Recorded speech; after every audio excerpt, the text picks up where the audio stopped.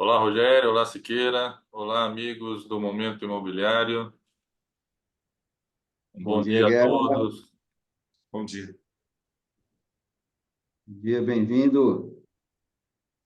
Rogério aí com a presença aqui no Momento Imobiliário, importante a gente ter aí esclarecimentos da parte do cartório que você tem as especialidades. Tenho certeza que a nossa audiência aqui vai ampliar muito aí a questão de detalhes dos assuntos que a gente resolveu com você, Rogério. Seja bem-vindo, tá? Fique à vontade com a gente aqui. Estamos felizes aí pela sua presença. Bom dia. Bom dia, Siqueira. Bom dia, Guerra. Eu agradeço bastante o convite que vocês me fizeram. Bom dia a todos que estão assistindo. Espero poder trazer parte da minha experiência prática aqui nessa nossa conversa de hoje e ajudar todos, acrescentar um pouco de conhecimento da nossa área, e auxiliá-los aí no dia a dia profissional e até pessoal. Rogério, na verdade, né, o Momento Imobiliário ele tem exatamente uma ideia, né? É bom Hum, sempre a gente salientar o nosso objetivo, que é sempre a gente estar unindo toda a questão de mentoria, toda a questão de informar o nosso público, informar todos os agentes do mercado imobiliário, tanto na parte do direito, quanto na parte de comercialização, quanto na parte operacional de como fazer as coisas, a maneira correta de fazer as coisas, né? Então, esse é o nosso objetivo. Então, a gente sempre trabalha em dois períodos, onde a gente sempre está mostrando o que e como fazer, e aqueles que já fizeram da maneira correta e foram pessoas de sucesso dentro do mercado. Então, a gente já tem aí bastante, já estamos hoje com 62 vídeos já publicados, e dentre eles, muitas pessoas já estiveram aqui com a gente, muitos incorporadores de sucesso, muitos profissionais de sucesso que mostraram realmente que trabalhar com o mercado imobiliário é uma ótima opção, né, Siqueira? É uma coisa que Sim, realmente quem é picado pelo bichinho do mercado imobiliário, depois ele não larga mais, né? Estou eu aqui há 35 anos, Siqueira com mais de 30 anos também, e a gente não sim, consegue largar, né? A gente não consegue porque ele é desafiador, né? É um mercado totalmente sazonal, ele não é aquela coisa que você consegue se programar muito a longo prazo em função até dessas questões políticas, questões aí que acontecem na economia, tanto no Brasil quanto internacional. Então a gente percebe que tem muita diferença, né? Tem muita e fora a nossa legislação, que ela é bastante complexa também, né? Isso também faz com que a gente tenha que ter muito cuidado, né? No momento em que a gente vai mexer, no momento que a gente vai investir no mercado imobiliário, né? E em detrimento, existe também algumas situações em onde a própria legislação, com o tempo, também vai se aprimorando, né? Como é o caso esses quatro temas aí que a gente escolheu, né, Rogério, que você vai dar vai dar uma ideia, né, de como é feito, né, de como o cartório trata esses assuntos, né, que a gente hoje falou, que é o caso da justificação compulsória, do inventário, do uso capião, né, e do divórcio que são coisas, situações que antigamente eram feitas somente de forma judicial, né? E então, depois, com a evolução da legislação no tempo, foi se permitindo, então, ser feito diretamente no cartório, é claro, sempre com o auxílio e com assistência de um advogado, né, Rogério? Aí fica à vontade, você quer correto. subir alguma apresentação, ou se você quiser, você já pode compartilhar a tela, se você quiser. Tá. O Guerra, eu tenho aqui, eu tenho uma tela com um PowerPoint, tá? Está relativamente simples, com os Tá? principais Ok, atos que o ok. nosso cartório realiza. Posso começar por aí.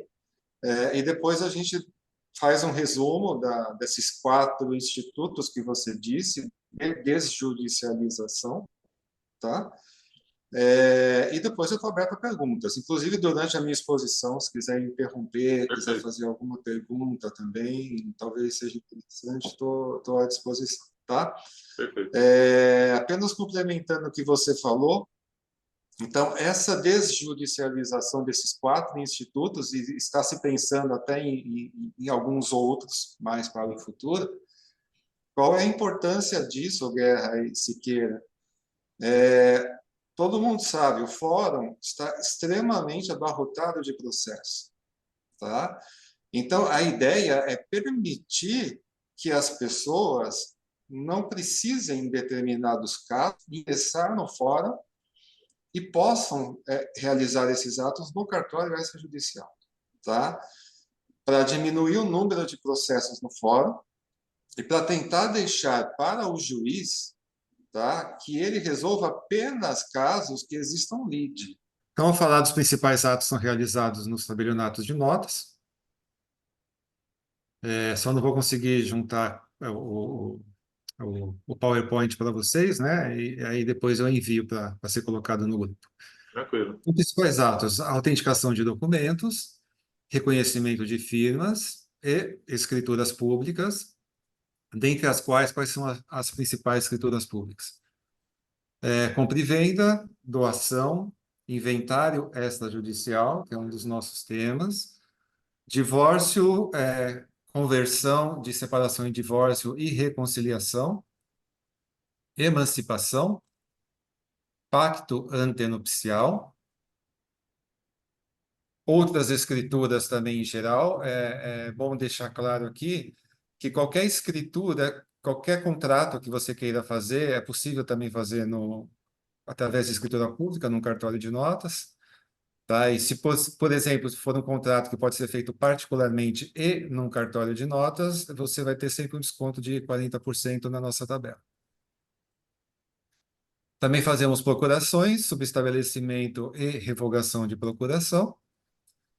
Escrituras declaratórias em geral, quando uma pessoa vem ao cartório e faz uma determinada declaração, nós colocamos essa declaração numa escritura, e vai ter a fé pública de que aquela pessoa veio aqui naquela determinada data e fez aquela determinada declaração. Escritura declaratória de união estável, quando duas pessoas que vivem em união estável querem regularizar a data de início da união estável delas e, eventualmente, escolher o regime de bens, se não quiser o regime da comunhão parcial de bens. Né? Fazemos também escritura de extinção de união estável, nos mesmos moldes da escritura de divórcio extrajudicial. Testamento, fazemos também testamento vital, que apenas para explicar rapidinho, é um documento que você deixa, é uma escritura declaratória que você deixa dizendo como é que você quer ser tratado na hipótese de você, por exemplo, estar doente, estar em estado vegetativo ou estar impossibilitado de manifestar sua vontade. Você fala, por exemplo, que não quer cuidados paliativos ou outros tipos de tratamento médicos. Atas notariais em geral, também pode ser feito no cartório de notas, que são... A ata notarial está prevista agora no Código de Processo Civil como um meio de prova, tá? Pode ser usado num processo judicial. E é um documento que vai ter a fé pública do tabelião de algo que o tabelião está verificando. Tá? Ele vai colocar isso numa ata notarial, por exemplo, uma ata notarial que nós temos feito com bastante frequência são atas de conversas em WhatsApp, vídeo, áudio em WhatsApp, atas de conteúdo de site, tá? Em relação à construção civil, atas de verificação de estado de um determinado imóvel, tá? Então, isso é tudo colocado numa escritura que pode servir como meio de prova. Ata notarial de uso capião, que é o documento inicial para você poder pedir uso capião extrajudicial. A ata notarial de adjudicação compulsória, que essa também é o documento inicial para você iniciar o procedimento de adjudicação compulsória extrajudicial. Só adiantando um pouquinho, já que esse faz parte do nosso assunto, tanto a uso capião extrajudicial quanto à adjudicação compulsória extrajudicial, primeiro tem que se iniciar no cartório de nota com essas duas atas notariais, cada um para o seu próprio instituto. Feito essas duas atas notariais, cada um no seu procedimento, você vai levar essa ata notarial para o registro de imóveis, com alguma documentação, as documentações que as normas prevêem, e é no registro de imóveis que o registrador vai decidir se você vai ter direito ou não vai ter direito. Também expedimos certidões nos cartórios de notas, expedimos cartas de sentença, que são resumos de processo judicial, né? Pode também ser expedida tanto no fórum quanto no cartório. Para dar um exemplo, em relação a inventário, por exemplo, se você faz um processo de inventário no fórum, a carta de sentença, que também chama formal de partilha, é um resumo desse processozinho no fórum que você pega e leva no cartório de registro de imóveis para, por exemplo, regularizar a transmissão da propriedade para os respectivos herdeiros. Tá? Fazemos também aqui no cartório apostilamento de AIA, para explicar rapidinho o que é. É uma certificação que nós damos num documento produzido no Brasil, para que esse documento tenha validade no exterior. Tá? Ele vale entre todos os países que assinaram a Convenção de Haia. Tá? Antes era feito mediante legalização, feito no consulado, demorava muito, porque era muito documento só num lugar, praticamente num lugar só. E hoje vários cartórios estão fazendo apostilamento de Haia. Não é obrigatório, é facultativo, mas o nosso primeiro cartório de notas, ele faz também. Tá? É possível o cartório de notas fazer mediação e conciliação, mas, por enquanto, praticamente nenhum está fazendo. No ano passado, foi publicada uma lei, que é o Marco Legal das Garantias. Essa lei trouxe também 3 novos atos que podem ser realizados nos cartórios de notas. Nós ainda não estamos realizando, porque ainda está dependendo de regulamentação, que é algo muito recente. Eu só vou relacionar rapidinho quais são eles. O primeiro seria uma ata notarial de arrematação. O que que é isso? Essa lei fez a previsão de você poder executar hipoteca extrajudicialmente. Tá? Hoje nós só temos alienação fiduciária, que ela é executada extrajudicialmente.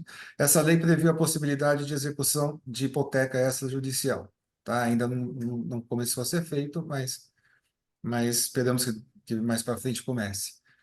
O tabelião também pode fazer hoje, vai poder começar a fazer a arbitragem, que é, por exemplo, quando você elege num determinado contrato uma pessoa para resolver eventual conflito de interesse entre as partes, tá? Para não precisar necessariamente ir ao fórum. E o tabelião também vai poder fazer o que eles chamam de scroll account. Scroll account significa, em português, uma conta garantia. Tá? Vou dar um exemplo para ficar mais fácil. Suponha que você está num contrato de compra e venda, você tem o vendedor e tem o comprador. Aí um fala assim, olha, eu não pago enquanto você não assinar. E o vendedor fala assim, eu não assino enquanto você não pagar. Tá? Então, que é essa Scrum Account? Você pode, através do tabelião, que ele é uma autoridade pública imparcial, ele pode receber o dinheiro, ficar com o dinheiro na sua conta, depois que a escritura tiver toda assinada, ele simplesmente passa o dinheiro para o vendedor. Tá? Então, isso ainda não está regulamentado, mas mais um tempinho já vão poder começar a executar esse serviço.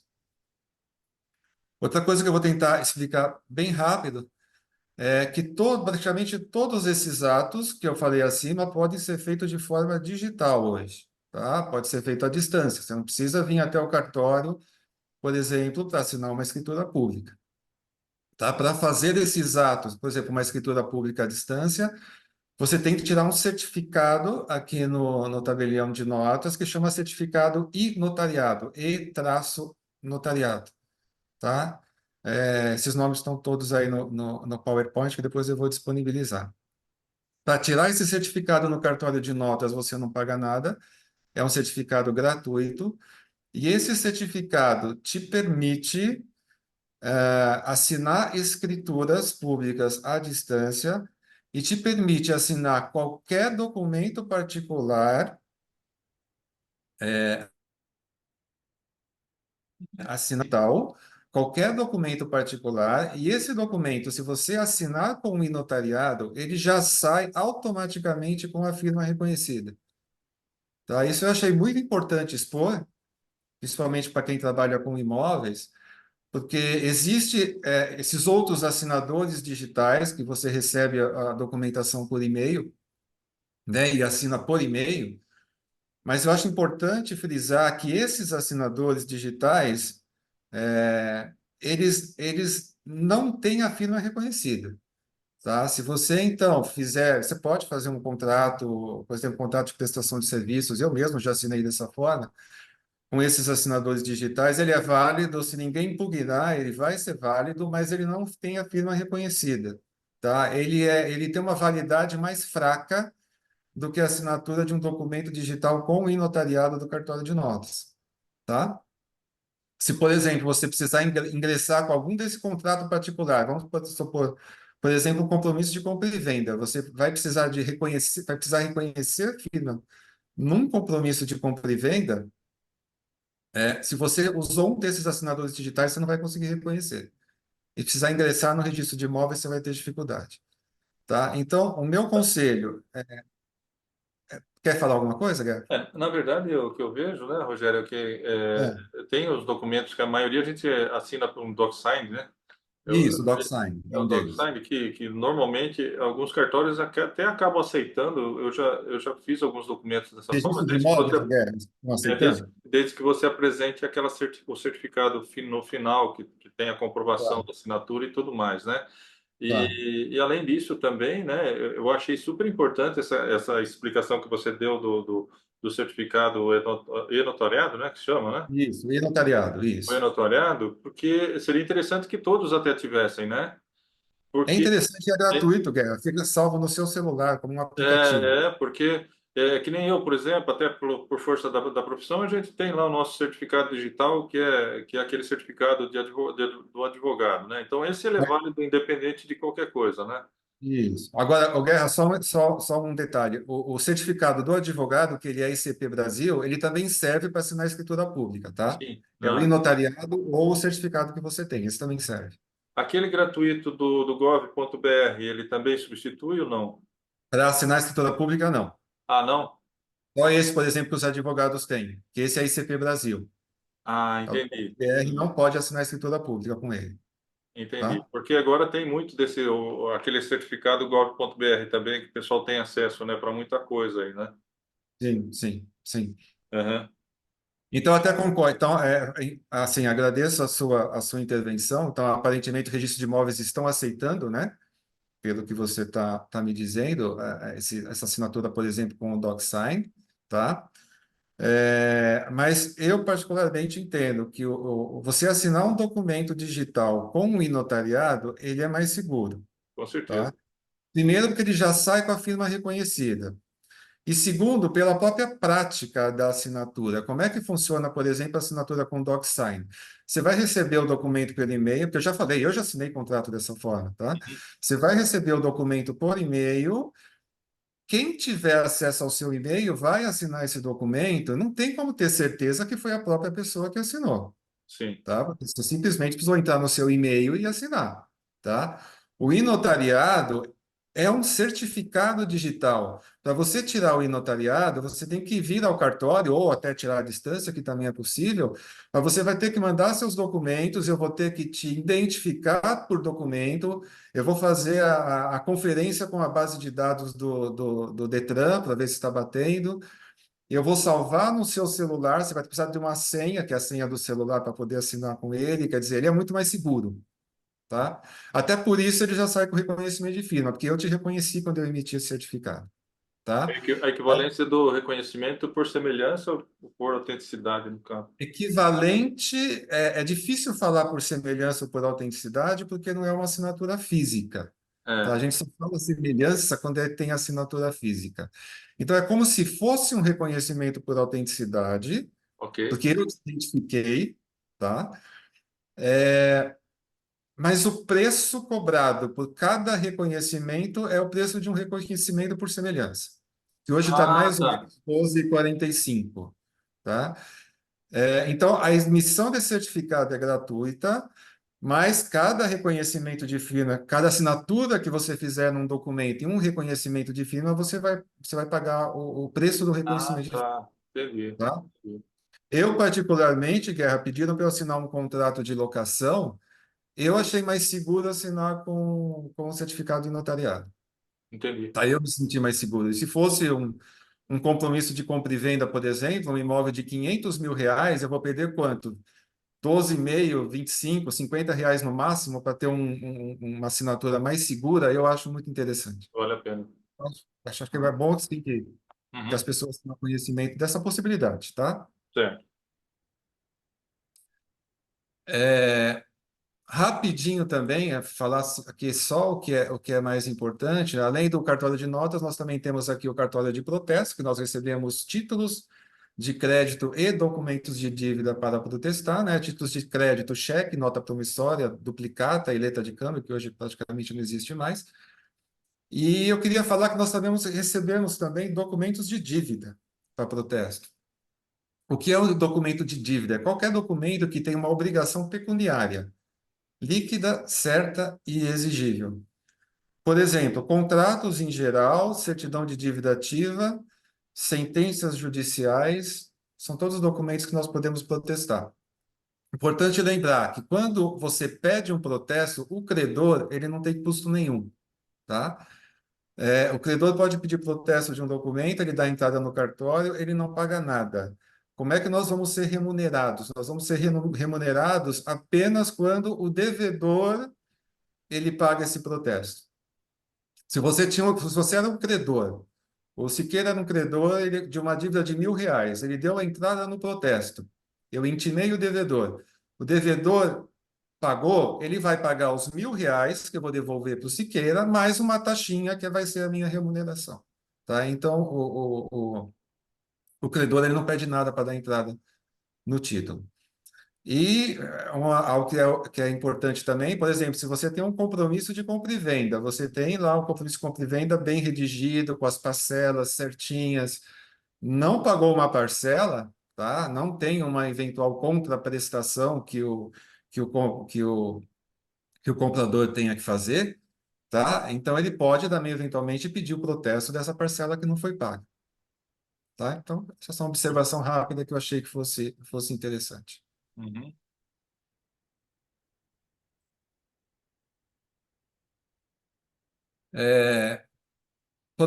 Fazer um resumo agora do inventário extrajudicial, tá? Ok, fica à vontade, Rogério. Tá, então, o inventário então, é um procedimento que hoje pode ser feito no cartório de notas. E qual é o objetivo do inventário? É apurar quais são os bens, tá? E direitos do falecido, e eventuais dívidas do falecido, e partilhar esses bens aos respectivos herdeiros. Para você fazer o inventário no cartório, você precisa cumprir alguns requisitos. Quais são esses requisitos? Primeiro, tem que haver um consenso entre as partes. As partes aqui são os herdeiros e eventual cônjuge ou companheiro da pessoa que faleceu, porque todos vão ter que vir aqui assinar a escritura pública. Se um se recusar e não vier, não podemos fazer no cartório, tá? E vai ter que ser judicial. Não pode ter como herdeiros é, é, pessoas menores ou incapazes, tá? E se por um acaso tiver um menor entre 16 e 18 anos, é possível emancipar esse menor através de uma escritura de emancipação e aí poder fazer o inventário no cartório, tá? Vai ter que, como o Guerra já afirmou, vai ter que participar um advogado. Todos esses atos decorrentes da desjudicialização necessitam obrigatoriamente da participação de um advogado no cartório, tá? E se o falecido tiver deixado testamento, tá? É possível, mesmo assim, fazer esse inventário no cartório, mas antes disso precisa entrar no fórum com um procedimento de abertura e cumprimento de testamento. E aí o juiz vai dar uma decisão, mandando cumprir o testamento, e precisa também de uma decisão autorizando esse inventário a ser feito no cartório. Tá? Isso é só pedir que o juiz tenha autorizado sem problema nenhum. E lembrando que sempre que você faz um testamento público no cartório de notas, esse testamento, a informação da existência desse testamento, do livro, folhas e do local onde foi feito esse testamento, ele é enviado para uma central do Colégio Notarial em âmbito nacional, tá? De modo que todo inventário que você tem que fazer hoje, se é obrigado a fazer uma consulta nessa central para ver se a pessoa deixou o testamento, tá? Assim você assegura que a vontade do falecido vai ser cumprida.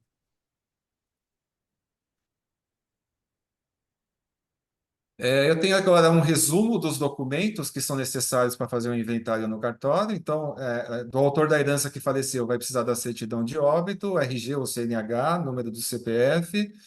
Se ele for casado, a certidão de casamento. Se viver em união estável e tiver escritura, também essa escritura de união estável. Se fez pacto antenupcial, tem que trazer o pacto antenupcial e o comprovante de endereço. Do viúvo, se ele era casado, ou do companheiro, se ele vivia em união estável, dos herdeiros da pessoa que faleceu e eventuais cônjuges, mesmo que os cônjuges não precisem assinar a escritura, tem que trazer a mesma documentação. Eu não vou repetir de novo, porque eu acho desnecessário, né? Uhum. Quando que os cônjuges dos herdeiros têm que assinar o inventário? Quando você tem alguma transmissão de um bem. Tá? E claro, dependendo do regime de bens do casamento. Então, por exemplo, se no inventário, dentro do inventário, nós fazemos uma compra e venda ou fazemos uma cessão onerosa, o cônjuge tem que assinar no indo, concordando, como faria numa escritura de compra e venda. Se dentro do inventário é feita uma doação de um herdeiro para o outro, por exemplo, um herdeiro ele tinha direito por herança a uma determinada cota e de repente ele fica com menos, a gente considera que ele doa essa parte para um outro herdeiro. Nesse caso, o cônjuge dele ou o companheiro também eventualmente tem que comparecer para assinar, tá? Mas tendo ou não que comparecer, de todo modo é preciso qualificar tanto os herdeiros quanto os cônjuges. E o advogado, nós vamos pedir a cópia da OAB também para qualificá-lo no ato. Tá? Então, como é que funciona? Vai trazer toda essa documentação para o cartório, vai informar o cartório como vai ser feita a partilha, nós vamos conversar junto até para discutir qual a melhor forma de partilha. Tá? Aí nós preparamos a escritura, fazemos a declaração de ITCMD, que é o imposto de transmissão causa mortes, que é o imposto que você tem que recolher antes de assinar o inventário, e aí paga-se esse imposto, e aí é possível assinar a escritura de inventário. Só uma coisa que eu esqueci em relação aos bens que você também tem, que documentos dos bens que você tem que trazer no cartório para poder fazer o inventário extrajudicial. Em relação aos bens imóveis, vai precisar da certidão de matrícula.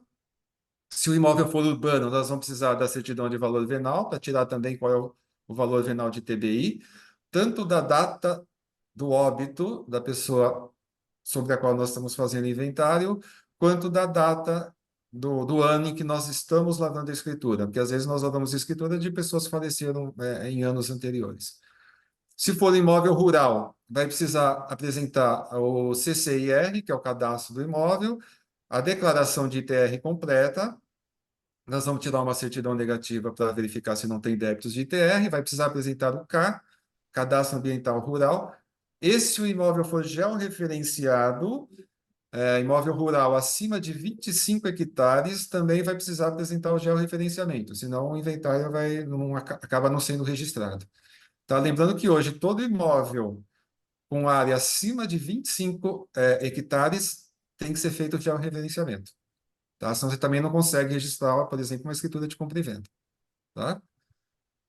E o tempo, mais ou menos, em média, quanto tempo? Porque o judicial a gente sabe que dura anos, né? Pode pôr mais de ano no judicial. Aqui Ah, no cartório, Guerra, claro, dependendo até um pouco da complexidade do inventário, que tem alguns que são muito simples e tem alguns que são mais hum. complexos, né? Mas você pode dar, às vezes, uma semana, às vezes 2 semanas, a partir da data em que nós tenhamos todos os documentos em mãos, tá?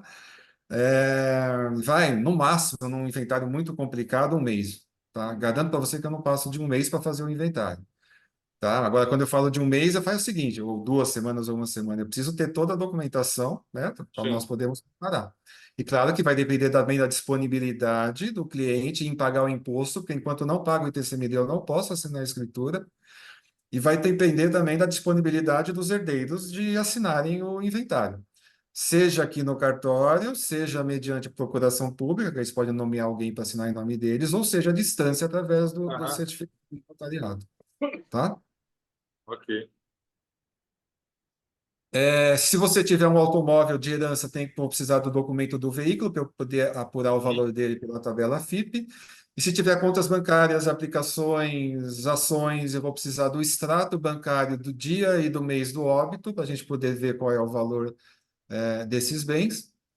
Se for uma pessoa jurídica de que o falecido era sócio, vai precisar do contrato social dessa pessoa jurídica e vai precisar do balanço dessa pessoa, da pessoa jurídica, porque a legislação do ITCMD fala que você tem que considerar o valor do patrimônio líquido na época do óbito para pagar o imposto. Uhum. Tá? Então, a gente vai pedir esse balanço também.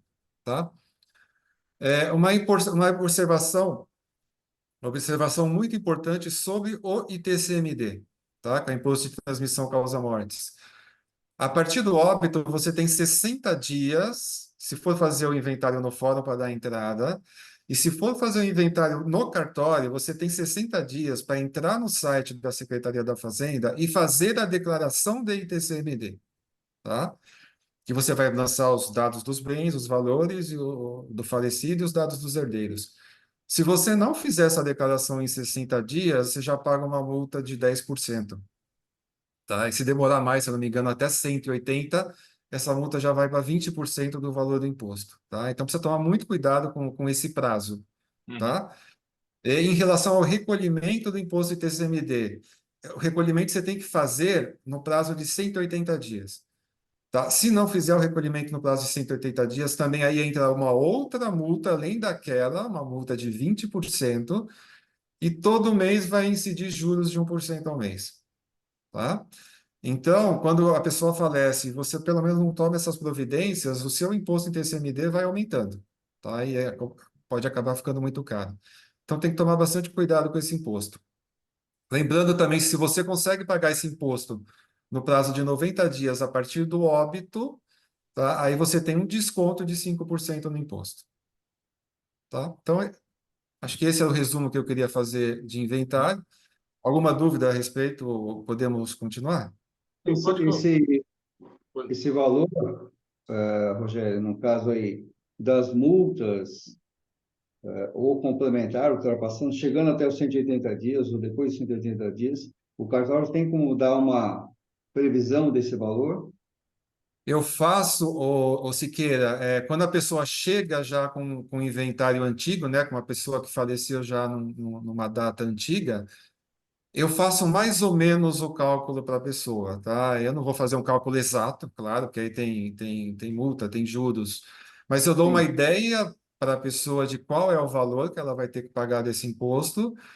É, Agora, o valor exato mesmo é só quando eu fizer essa declaração no site, porque daí ele emite a guia DARI para pagar, e eu vou saber o Sim. valor exato, tá? Mas eu consigo dar uma ideia bem aproximada, tá? Ó, Tá? Mas aí a pessoa tem que me trazer esses documentos que eu pedi dos bens, para eu poder avaliar qual é o valor dos bens, que é em cima desse valor, que hoje você paga 4% de TCMD. ok. Tá? Hoje 4%, né? Porque estão se discutindo aí se não vai aumentar a alíquota desse imposto, infelizmente. Tá? Espero que não aumente, espero que continue por aí. Uhum. Tá? Perfeito. Mais alguma dúvida? Não, não, é só isso mesmo, Rogério. Pode tocar. Tá. Então, vou falar um pouquinho do divórcio extrajudicial, né? Então, o que que é um divórcio? Divórcio é um procedimento que tem como objetivo extinguir definitivamente o vínculo matrimonial. Tá? Hoje, o divórcio pode ser feito tanto judicialmente quanto extrajudicialmente. Tá? Antes, se eu não me engano, da emenda 66, não tenho certeza se o número é 66, mas acredito que sim, existia o Instituto da Separação Judicial. Tá? Então, primeiro você tinha que separar, para depois converter essa separação em divórcio. Tá? Hoje discute-se muito se ainda se pode fazer a separação ou se esse instituto foi extinto. De qualquer modo, além do divórcio que nós fazemos aqui no cartório, nós também fazemos a conversão da separação judicial em divórcio. Se é uma pessoa que ainda está separada, nós podemos fazer essa conversão dela em divórcio, não precisa fazer no fórum, tá? Lembrando que se a pessoa estiver separada, ela não pode se casar de novo. O vínculo matrimonial dela não foi totalmente extinto. Se ela estiver divorciada, ela só pode se casar novamente, tá? Outra coisa que nós fazemos aqui é o restabelecimento da sociedade conjugal.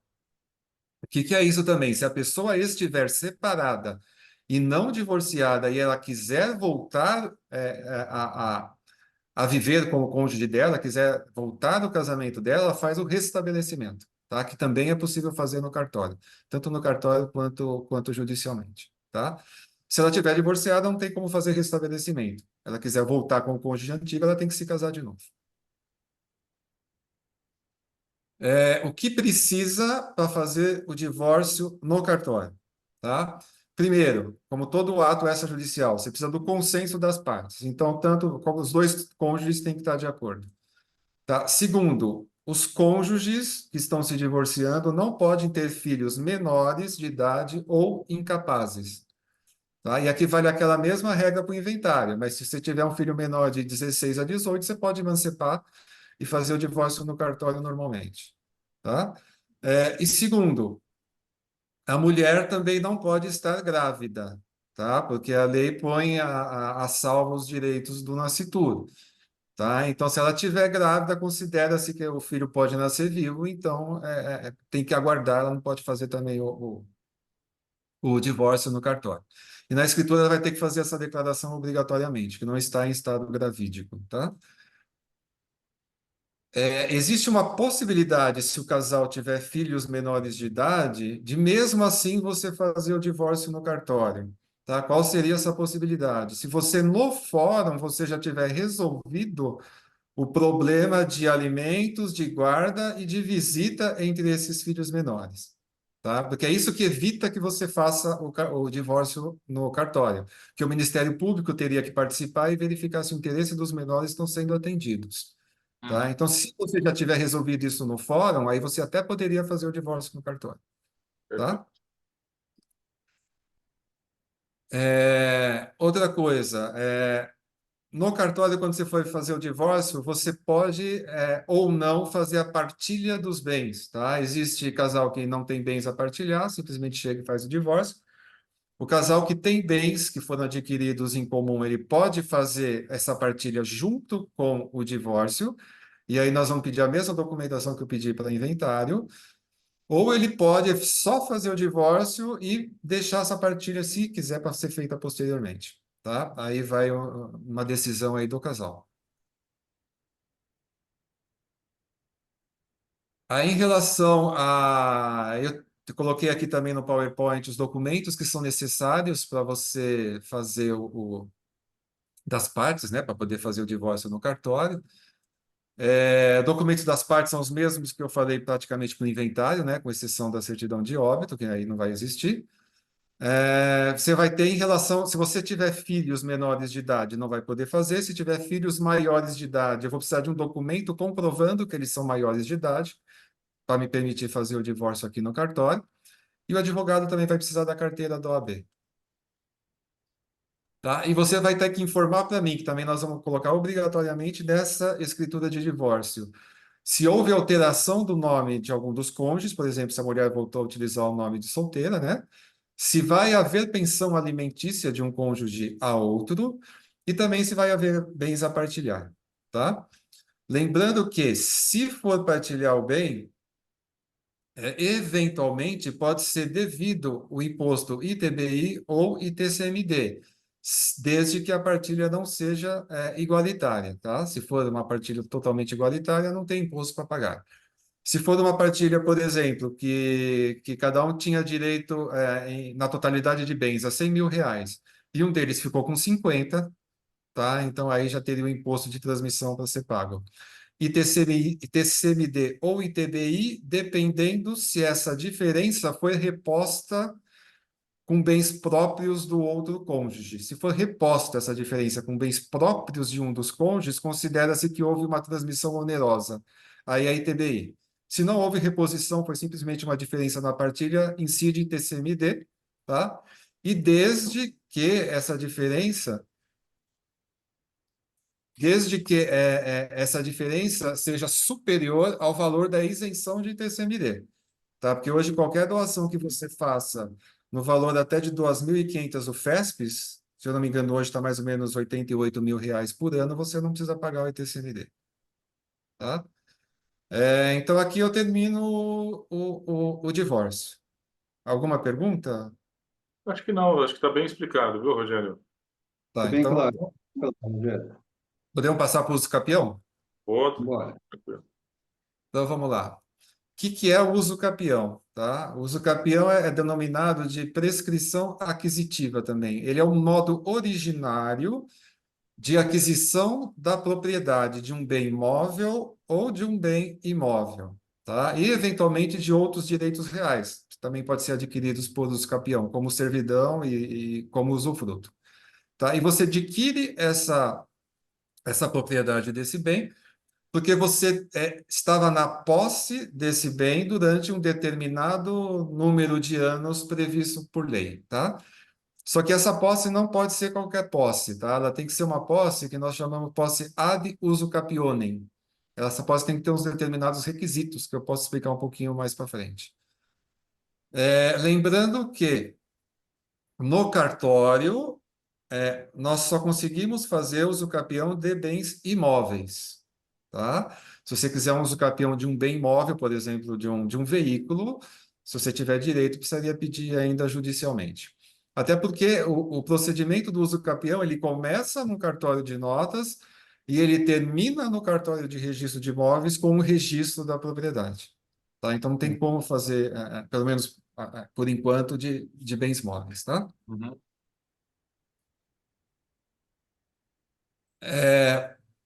Tem algumas causas que impedem, tá, que mesmo tendo a posse, você faça o uso capião desse imóvel. Por exemplo, se for um imóvel, se o imóvel for bem público, tá, ele não admite que seja feito uso capião. Se esse imóvel for propriedade de um menor de 16 anos ou de um absolutamente incapaz, não conta o tempo de posse para uso capião. Tá? E os cônjuges, durante o casamento, não pode pedir uso capião um do outro. E também os filhos e os pais, durante o poder familiar, tá? Enquanto estiverem os filhos na responsabilidade dos pais, também um não pode pedir uso capião contra o outro. Tá? Aí, como é que você vai fazer essa ata notarial? Como é que você vai fazer o uso capião no cartório? O cartório de notas, ele vai fazer uma ata notarial, tá? E qual o objetivo dessa ata notarial feita no cartório de notas? É provar a existência da posse, dessa posse qualificada para você ter direito ao uso capião e durante o tempo que a lei determina, tá? Então, primeiro você vai fazer essa ata notarial aqui no nosso cartório, no cartório de notas, e depois você vai pegar essa ata notarial com mais alguns documentos que a lei exige e vai levar no registro de imóveis, tá? E é lá que vai ter toda a decisão se vão ser feitas as intimações e vai ter a decisão definitiva se vai deferir ou indeferir o uso capião. Tá? Aqui no nosso cartório, nós vamos ver, por exemplo, se você tem o tempo necessário para ter direito ao uso capião. Existem algumas modalidades de uso capião. Dependendo do tempo de posse, você pode se enquadrar em uma ou outra modalidade de uso capião. Tá? Essas modalidades também estão aqui no PowerPoint que eu coloquei. Só para falar bem rapidinho, então você tem a uso capião extraordinária, né? Que aí você precisa de uma posse por 15 anos, tá? Essa posse tem que ser mansa e pacífica e tem que ser exercida com ânimo de dono, ou seja, animus domini, tá? O que é essa posse que te permite o uso capião? Primeiro, o que é a posse mansa e pacífica que você tem que ter? É uma posse que não tenha oposição do titular do imóvel, do proprietário do imóvel. Como é que eu sei quem é o proprietário do imóvel? Vai lá na matrícula, tira uma certidão de matrícula, você vai saber quem é o proprietário. Tá? Esse proprietário não pode estar impugnando a sua posse. Se não estiver impugnando durante 15 anos, ela é mansa e pacífica. Essa posse tem que ser ininterrupta, então ela não pode ser interrompida durante esses 15 anos, para você ter o direito ao uso capião. E essa posse tem que ter o animus domini, que a gente chama. Tem que ter, você tem que possuir a coisa com a intenção de ser dono dessa coisa, tá? Talvez fique mais fácil com um exemplo.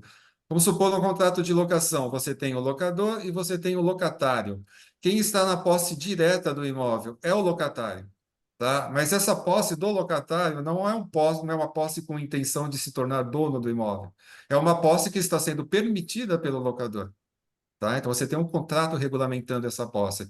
Então, não adianta esse locatário falar, eu estou há 20 anos no imóvel, agora eu tenho direito ao usucapião. Não, porque a posse dele não era com ânimo de dono. Tá?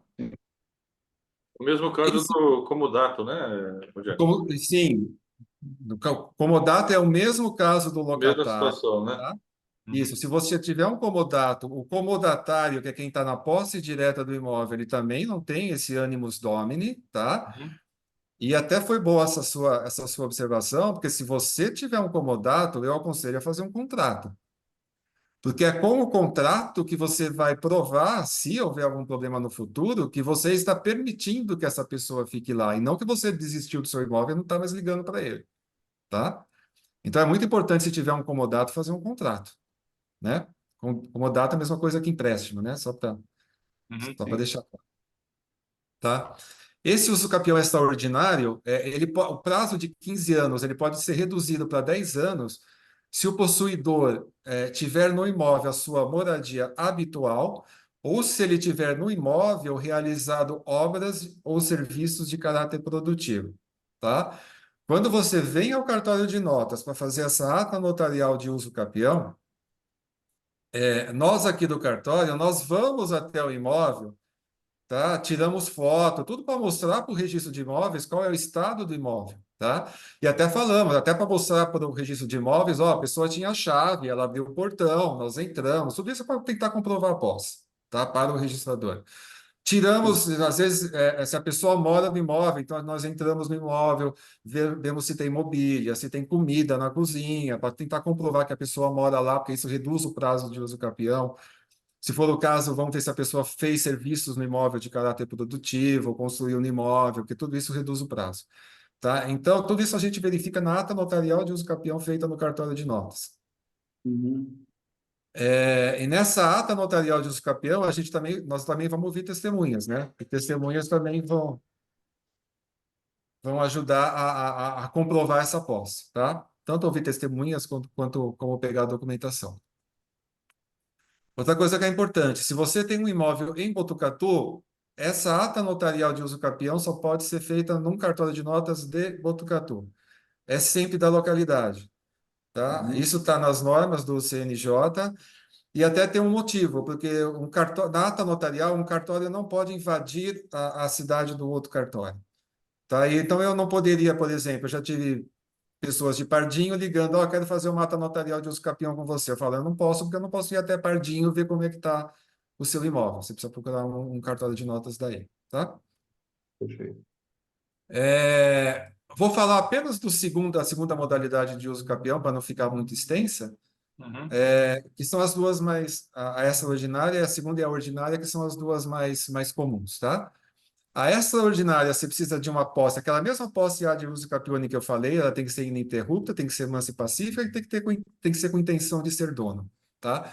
Mas na extraordinária, na uso capião ordinária, essa posse tem que ser por um prazo de 10 anos, tá?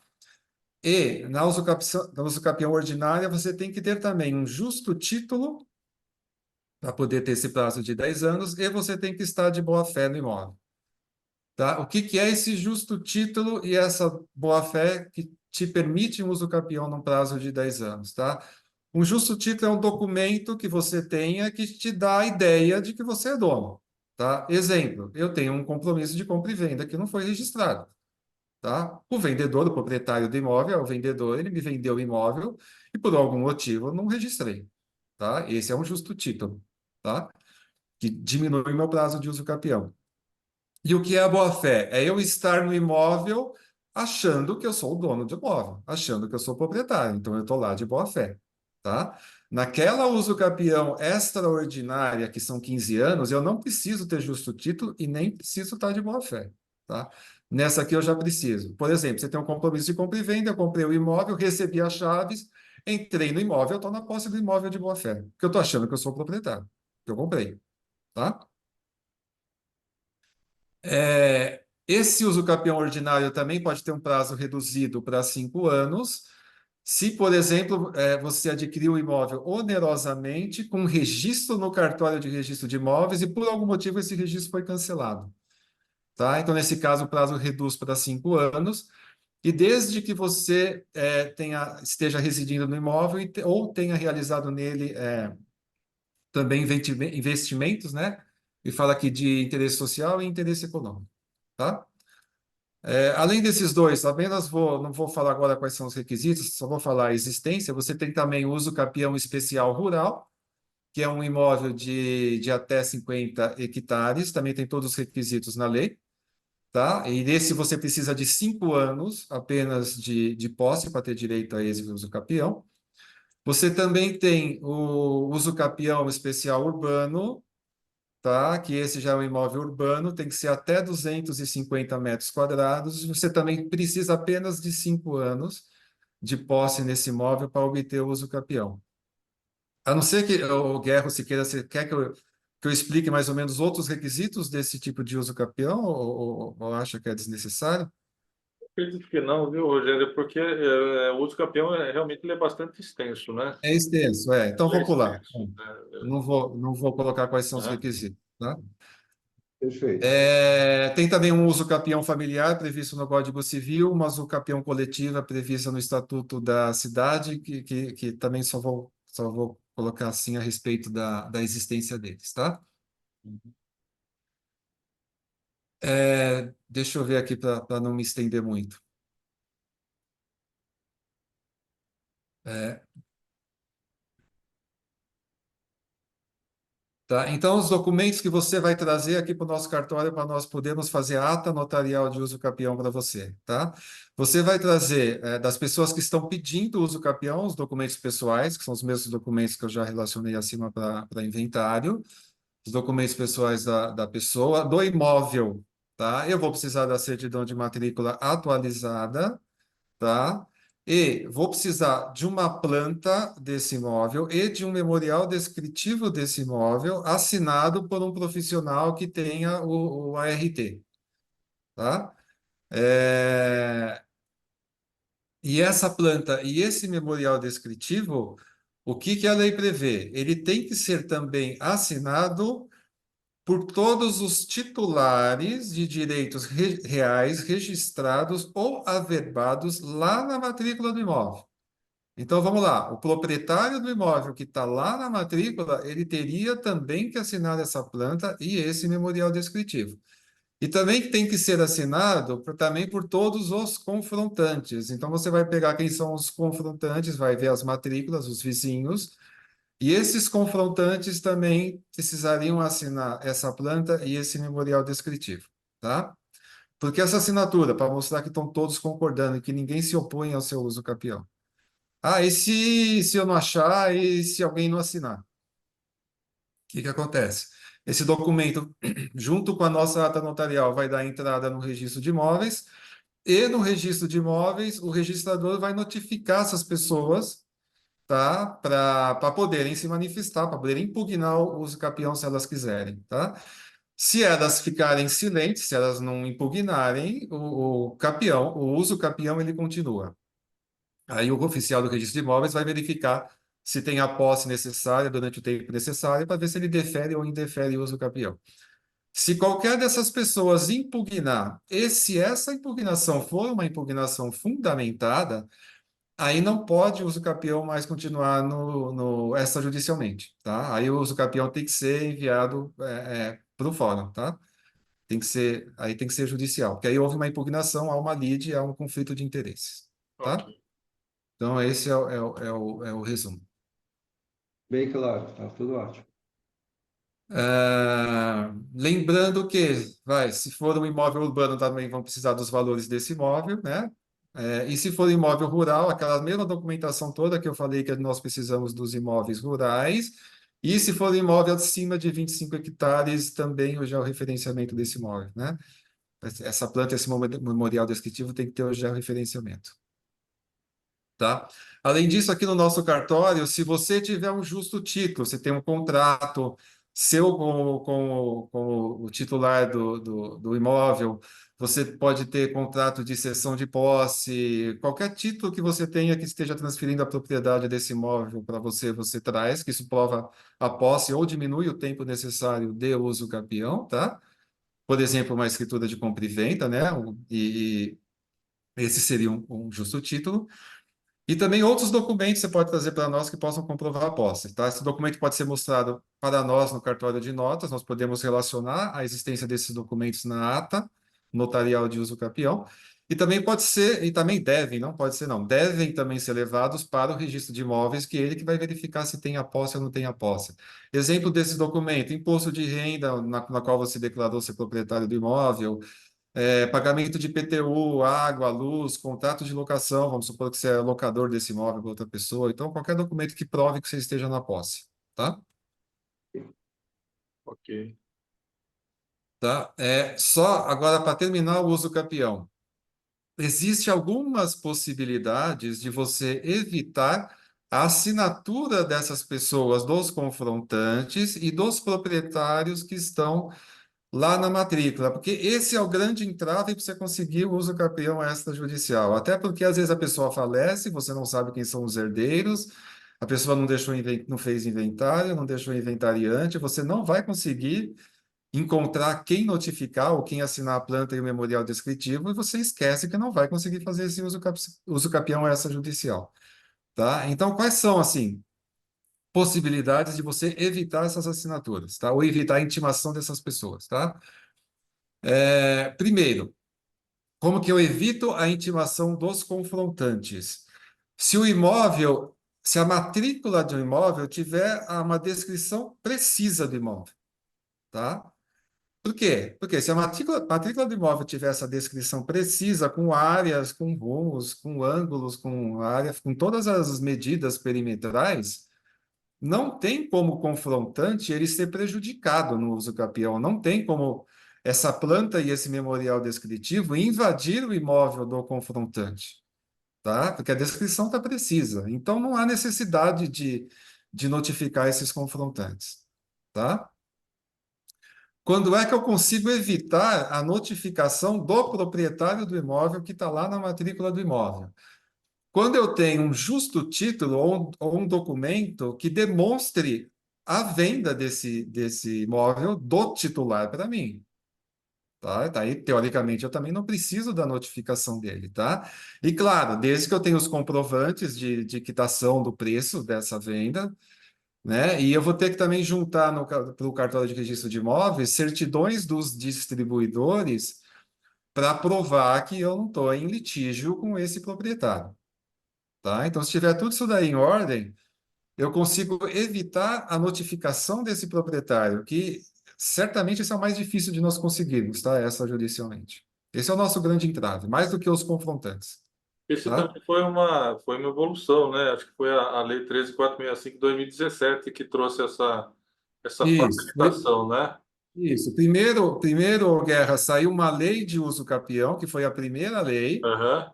Essa lei tinha, assim, o grande problema dessa primeira lei, qual que era?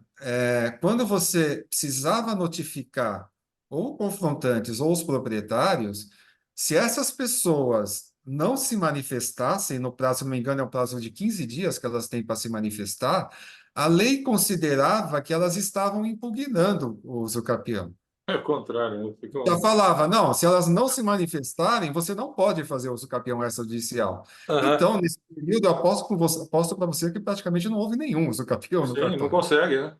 Você não consegue, Aham. tá? Aí veio uma segunda lei, que aí ela previu que o silêncio dessas pessoas era considerado concordância, Uhum. tá? Isso permitiu, assim, que o uso capião começasse a andar no cartório.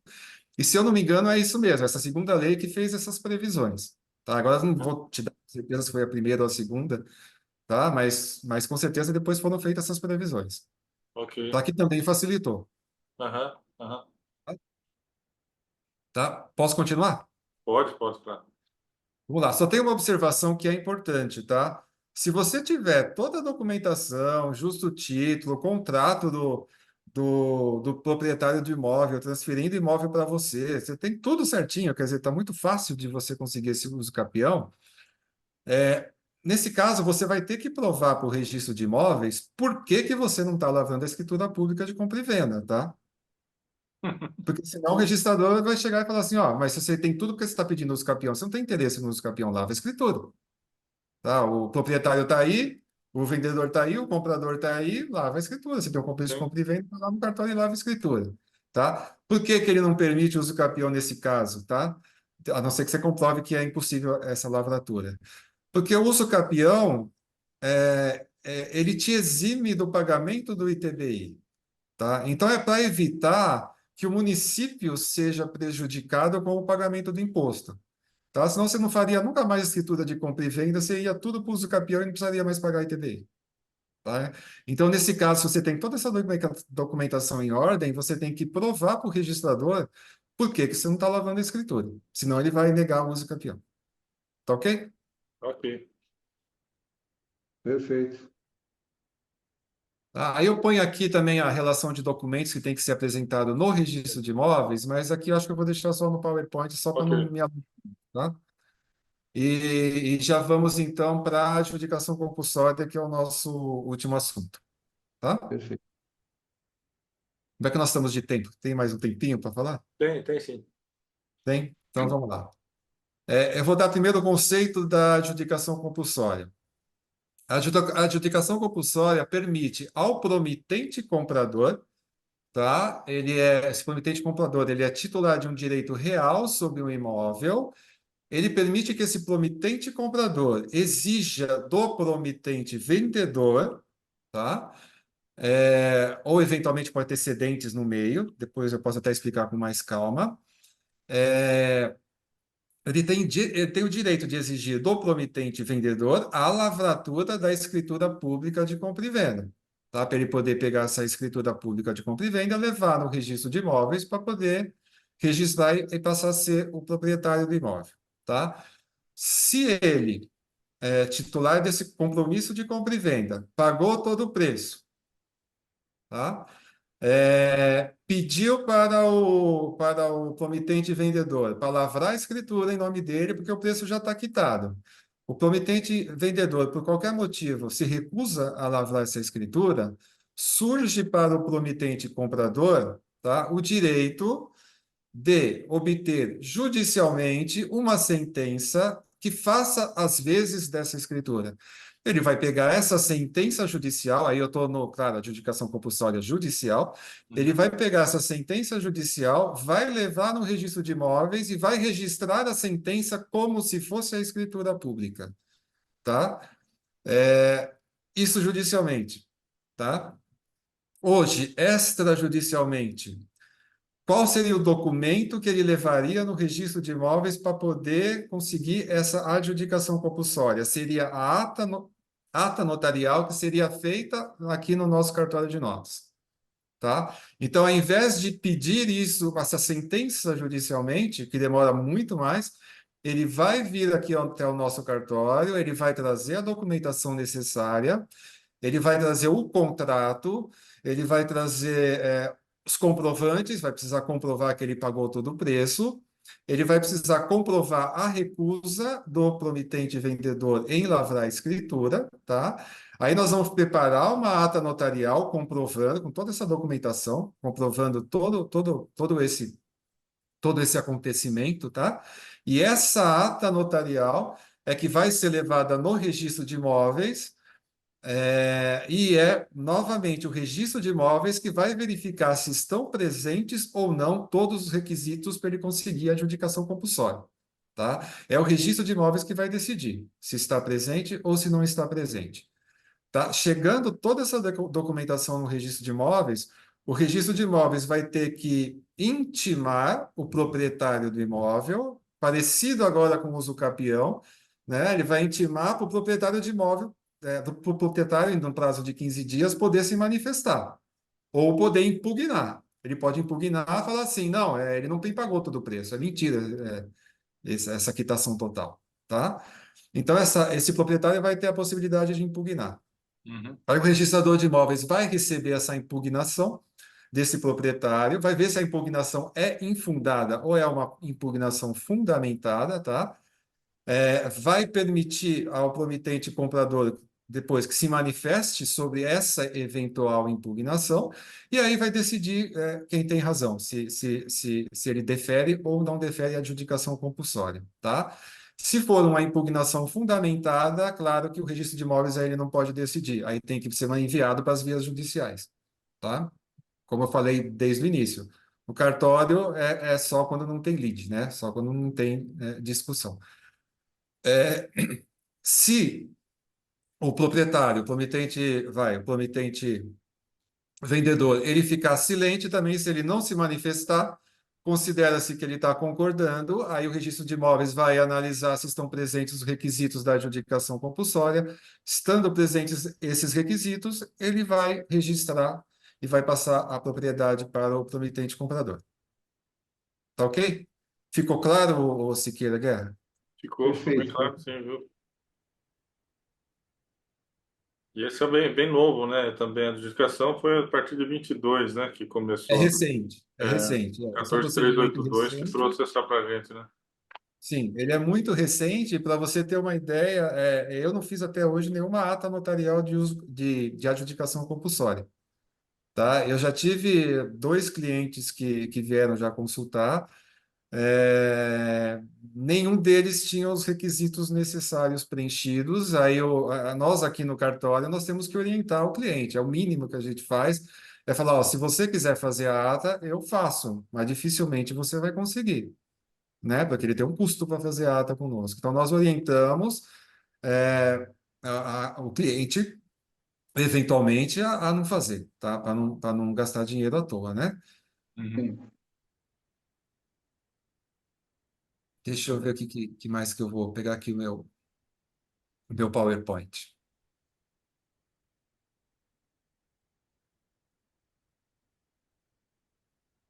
Agora tem um assunto que também é bastante importante, que é o seguinte: não é apenas o promitente comprador que tem direito a pedir adjudicação compulsória. Tá? Você pode ter no meio do negócio, você pode ter, por exemplo, um cessionário, tá? Então, vamos supor, o Guerra vendeu um imóvel para o Siqueira, tá? Através de um compromisso de compra e venda. O Siqueira, ele não lavrou a escritura pública, porque a ideia dele, de repente, era revender o imóvel, e o Siqueira pegou o imóvel e vendeu para mim, vendeu para o Rogério. Ele fez, na realidade, uma cessão, né? Então, o Rogério agora ele é o cessionário, o Siqueira ele é o comprador do primeiro contrato e ele é o cedente, e o Guerra ele é o vendedor, tá? Eu, Rogério, como cessionário, eu posso também pedir adjudicação compulsória, tá? Para eu pedir essa adjudicação compulsória, eu preciso provar toda a cadeia negocial. Então, eu vou precisar dos dois contratos, tá? E eu tenho que pedir contra os dois, tá? Então, isso é muito importante. Rogério faleceu, tá? Que é o cessionário. Os herdeiros do Rogério podem pedir também essa adjudicação compulsória? Teoricamente, sim.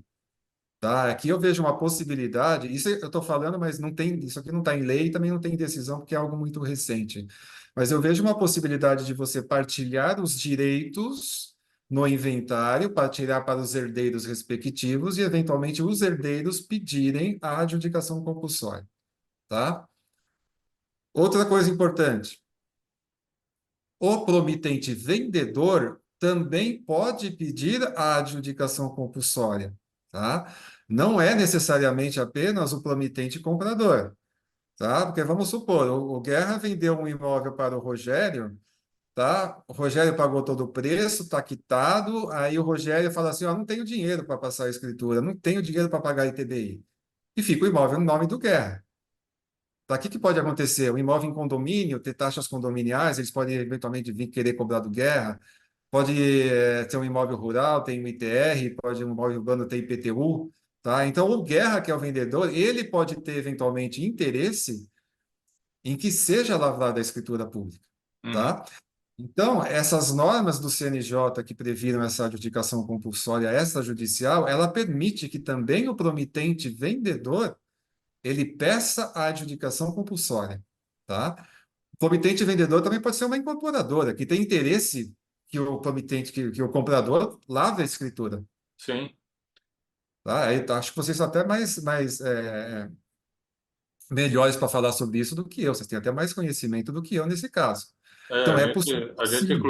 a gente inclusive coloca prazo, né? Depois da Isso, instituição e tal, a gente coloca prazo com multa, inclusive, até prevê uma multa que a gente acaba não cobrando, mas a sim, gente coloca isso até porque o pessoal é folgado mesmo, eles vão deixando e, isso, e vai isso. ficando. Tem gente que de prédios aí que a gente já entregou há 5 anos e até agora não passou escritura. Sim, sim. Então, Não é passou- possível, É complicado isso, né? Porque fica lá um estoque que não existe dentro da incorporadora, não é? É complicado. claro, tá? Então, Guerra, é importante saber dessa possibilidade, tá? Uhum. Agora, qual que é o único problema disso, tá? Em relação ao promitente vendedor? Se o promitente vendedor estiver pedindo uso capião, é ele quem vai ter que pagar as custas, porque é ele quem É. está requerendo. E o certo seria os custos todos serem do promitente comprador. Então, ele teria que arcar com os custos e depois ir cobrar do promitente comprador. Tá? E quando eu falo custo, é custo da ata notarial de adjudicação compulsória, é o custo do ITBI, porque a adjudicação compulsória, como é uma aquisição derivada de propriedade, é uma compra e venda, então tem Uhum. que pagar o ITBI. Tá? E também teria que pagar os custos do registro de imóveis. Aham. Tá? Esse é o único, assim, entrave, tá? Mas é possível, tá? Tá, É possível também. perfeito. Tá? Deixa eu ver, só para terminar aqui. Tá? Então, os documentos que você tem que apresentar para o nosso cartório, para nós podermos fazer a ata notarial de adjudicação compulsória. Seriam os mesmos documentos que eu já falei, basicamente, para o uso capião, né? Não vamos repetir aqui. E qual é a documentação particular que você precisaria apresentar? Você vai precisar apresentar o compromisso de compra e venda, que está dando fundamento nesse pedido de adjudicação compulsória. Esse compromisso de compra e venda, ele tem que ser ou o documento original ou uma cópia autenticada, tá? Então, se por um acaso você for um cessionário e adquirir um imóvel através de cessão, é importante que você tenha os dois contratos, porque se você quiser pedir essa adjudicação compulsória, você vai precisar apresentar esses dois contratos, tá? No mínimo uma cópia autenticada. Em relação à necessidade de reconhecimento de firma nesses dois documentos, a lei não fez essa previsão, tá, especificamente, mas normalmente um documento particular, ele necessita do reconhecimento de firma para dar entrada no registro de imóveis, tá? Então, eu acho importante também que essa documentação tenha o reconhecimento de firma para não ter problema no registro de imóveis, tá? Tanto o compromisso de compra e venda, quanto eventualmente um instrumento de cessão, se for o caso, tá? Daí eu vou voltar um pouquinho naquele negócio que eu falei para vocês no começo do notariado. Se você for fazer um compromisso de compra e venda de forma eletrônica, o notariado já é um reconhecimento de firma. Tá? Automaticamente, se você assinar com o certificado digital dos cartórios de notas, ele já sai com reconhecimento de firma.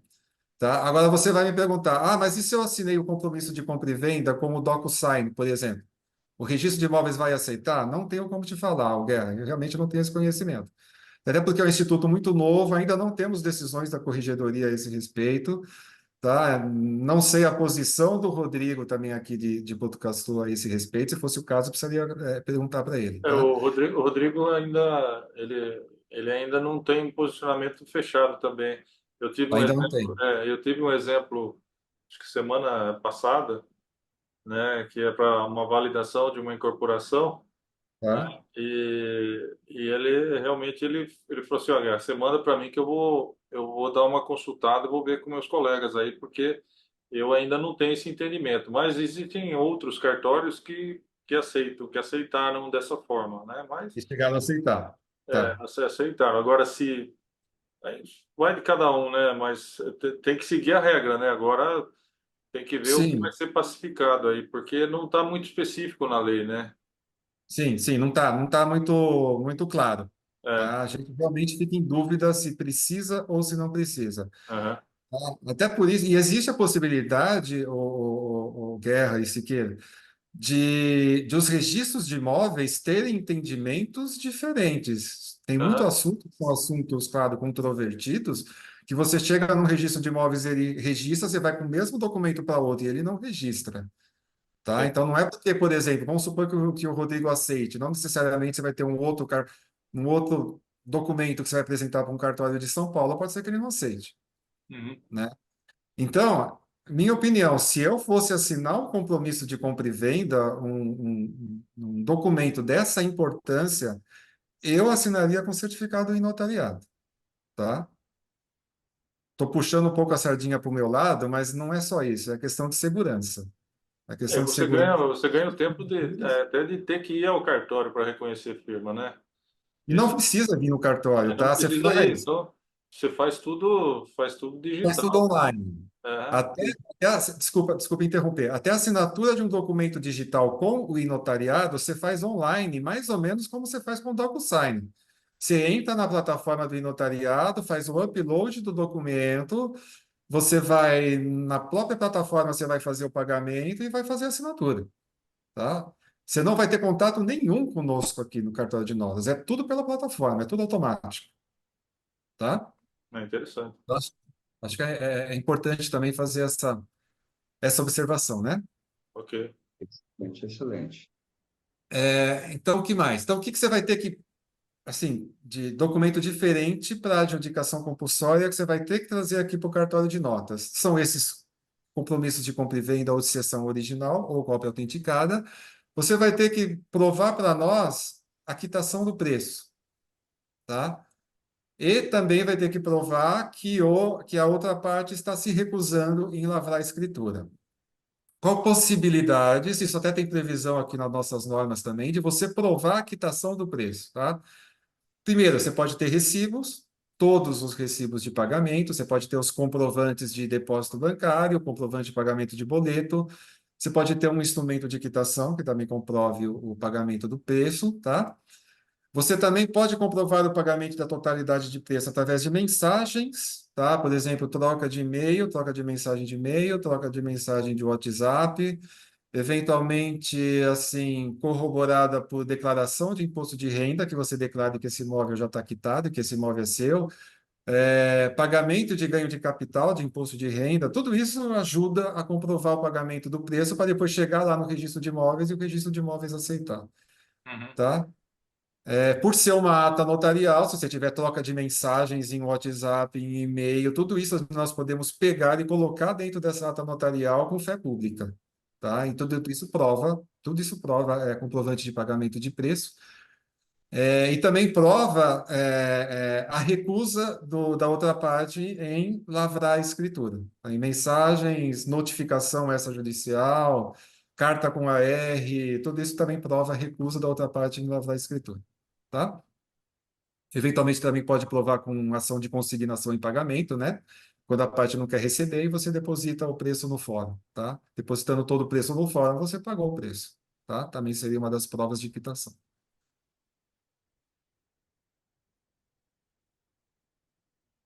Então, acho que basicamente é isso, tá, Guerra? Então, você vai pegar, então, essa ata notarial de adjudicação compulsória, com todas essas provas, vai ser levada no registro de imóveis, e o registro de imóveis, após notificar o requerido, ele vai dar a decisão dele se é favorável ou não, e vai registrar ou não a propriedade em si, do requerente, tá? Então, em resumo, é isso daí. De qualquer forma também essa adjudicação, né, ela também ganha em tempo, né? Porque eu já fiz um processo de adjudicação compulsória e no caso a pessoa impossibilitada tinha falecido. Então, que é Sim, muito mais fácil provar, né? sim. E mesmo assim demorou acho que 2 anos para fazer 2 anos no fórum. no fórum. Qual que é o problema da pessoa falecida, o Guerra? eu acho que essa é a maior dificuldade que nós temos, tá? Vamos supor que você tem um vendedor falecido. O que que a lei diz? Quem que seria? Porque você tem que notificar alguém, né? Que é o Ah, titular que está lá no cartório. Não só o alguém, vai que eu esqueci de falar, mas ele tem que notificar também o cônjuge e o companheiro, se a pessoa for aham, casada e viver em união estável. Você tem que notificar essa pessoa. Se a pessoa for falecida, quem você vai notificar, uhum, tá? As normas falam que você tem que notificar o inventariante. Então, se tiver um processo judicial com a nomeação de um inventariante, tá? Você já tem a pessoa a quem você vai notificar. Ou se no cartório aqui de notas você fizer uma escritura de nomeação de inventariante, você também vai ter uma pessoa para ser notificada, tá? Eu não falei sobre isso quando eu falei do inventário, mas antes de fazer o inventário, você pode fazer uma escritura de nomeação de inventariante simplesmente, para essa pessoa ficar responsável pelo ativo e pelo passivo do espólio até você terminar a partilha. De repente são uhum, inventários complicadíssimos e que a pessoa precisa resolver problemas urgentes, tá? Então, se tiver esse inventariante nomeado no cartório ou nomeado no fórum, essa é a pessoa que vai ter que ser intimada. uhum, Vamos supor que não abriram o inventário, não existe inventariante. Você vai ter que provar com 100% de certeza para o registrador quem são os herdeiros do falecido. E vai ter que notificar todos, herdeiros e cônjuges. Aí vai complicar, tá? Se de repente é um só herdeiro e você consegue provar que só existe um herdeiro e não existem outros, ficou fácil. Caso contrário, vai dificultar a adjudicação feita no cartório de notas, tá? sim, sim. Talvez nem consiga, dependendo do caso. Talvez nem consiga fazer. Eu quando fiz, eu fiz já judicial, porque nem existia essa possibilidade, né? Sim, sim. Mas demorou 2 anos aí, não foi. Até que, por ser judicial, até que não demorou muito, né? Até que foi rápido. Foi rápido, né? Agora, a nossa ata notarial, eu te falei, até agora não fizemos nenhuma de adjudicação compulsória, tá? Mas chegando a documentação, chegando eventualmente recibos, conversa de WhatsApp, sei lá, chegando essa documentação, a gente consegue fazer rápido, Aham. tá? Pode dar uma semana, 2 semanas no máximo. Claro, vai depender do volume de serviço que a gente tenha, mas faz muito rápido aqui, tá? Mas Então, ótimo, Rogério. se Ótimo. possível, é muito melhor do que no fórum, né? Ah, não tenha dúvida, não tenha dúvida. Nossa, mas foi uma aula, Rogério. Você achou que você não conseguiria falar muita coisa e tal, Também né, falamos Siqueira? rápido. Siqueira, chegou meio de mansinho, falando que não, né, que não consegue falar, mas falou muito bem, deu uma aula para todo mundo aqui. Eu tenho certeza que o pessoal vai ter muito, vai ser muito proveitosa essa nossa live aqui, né, Siqueira? Eu acho que nossa, são muitos assuntos que é claro que se fosse falar com mais detalhes, isso ia despender muito mais tempo, mas foi ótimo. Eu achei muito bacana mesmo, muito esclarecedor, né? E deixa aí também, eu acredito que você deixa aí o endereço, aí o telefone do cartório, até para que a nossa audiência também possa saber o endereço lá do cartório seu, né, do cartório onde você é titular. Guerra, então, eu sou titular do primeiro cartório de notas e protesto. Nós estamos aqui na rua Doutor Cardoso de Almeida, 891. Telefone 3814 3000 ou 3814 6000, tá? Mas, claro, independentemente de nós, o cliente que preferir, ele pode procurar e fazer essas atas notariais de uso capião ou inventário em outro cartório ou em outro tabelionato. Sim, claro, Tá? claro. Mas nós aqui estamos prontos para atendê-los, né? E se ficou qualquer dúvida, casos às vezes práticos que fujam um pouco do que nós falamos, nós estamos aqui à disposição. Tá? Perfeito. Lembrando que para conversar, para analisar a documentação, não é cobrado nada, tá? Só é cobrado a lavratura do documento, a lavratura da escritura, Bacana. tá? Excelente. Conversa importante. Eu tenho certeza que muitos que vão ouvir vão fazer as suas anotações para tirar dúvidas posteriores, Rogério, e a gente, com prazer, vai poder te encaminhar aí, quem sabe, para criar soluções aí para as pessoas e para os bens das pessoas. Com certeza. A nossa ideia é poder ajudar, tá? Poder ajudar assim, a principal função do tabelionato de notas é dar segurança jurídica, tá? Dar segurança jurídica para a população. Então, a nossa ideia é essa, fazer a documentação que dê uma segurança para a pessoa que ela vai conseguir, por exemplo, ter aquele imóvel registrado em nome dela e não vai ter problema no futuro. Tá? Essa é a nossa ideia, tanto nossa quanto do registrador imobiliário, tá? Agradeço muito a oportunidade, agradeço muito o convite e fico à disposição. Nós é que Ótimo. agradecemos, Rogério. Foi um prazer aí. Prazer foi Grande meu. prazer. Muito obrigado, tá? Estamos aí Eu que plenos agradeço. Eu para que agradeço. Ok, valeu. Obrigado, tudo de até bom. mais.